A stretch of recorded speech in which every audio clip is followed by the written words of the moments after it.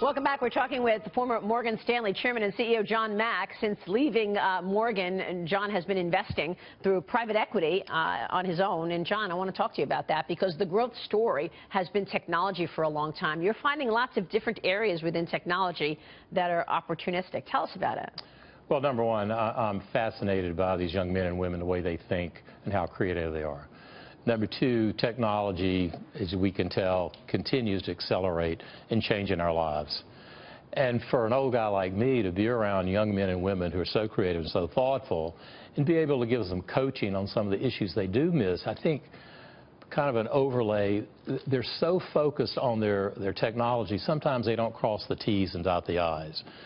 And again, from my experience, you have to cross every T and dot every I. So I feel like I can help them and I can coach them. But what I'm learning and to see the creativity is what really turns me on. Do I want to make money? Absolutely. But just as important is to see how people are thinking and how technology is going to change our world. That's really, to me, a turn on.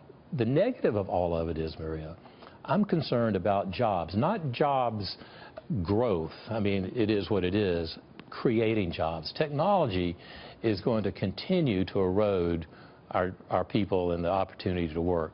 So I think that's a big issue for us. And a good friend of mine at Sigma, David Siegel, he and I talk about it.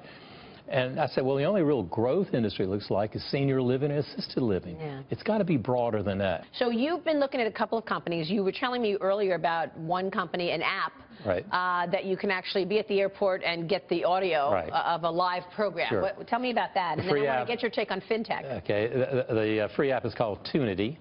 And what it does, it allows you to be in an area, let's say you're in a sports bar, the airport, wherever it may be, TV's on, you can't hear anything.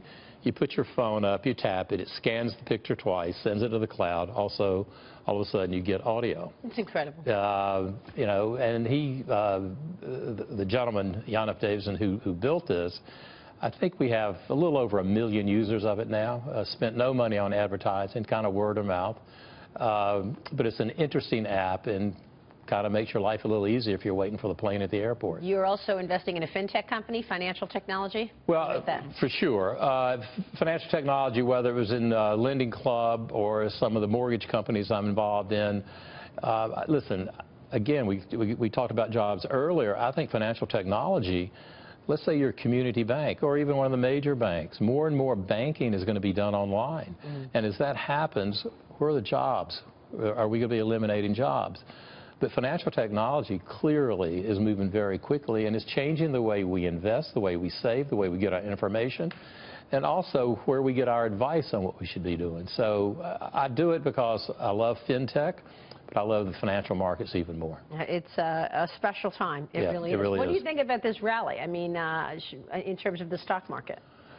Well, I'm net long. There's no question about that. I do have some concerns about what's, as we all do, the global world and what's happening. You know, a while back I did put on a short with the S&Ps just to give me some balance. I've been way wrong on it. It does not work for me. But you're sticking to it? I'm sticking to it, yeah. I think you always have to hedge a little bit. All right, we'll leave it there. John, it's great to see you. Good to see you. Thanks so much for sharing Thank you. What you're doing right now. John Mack joining us.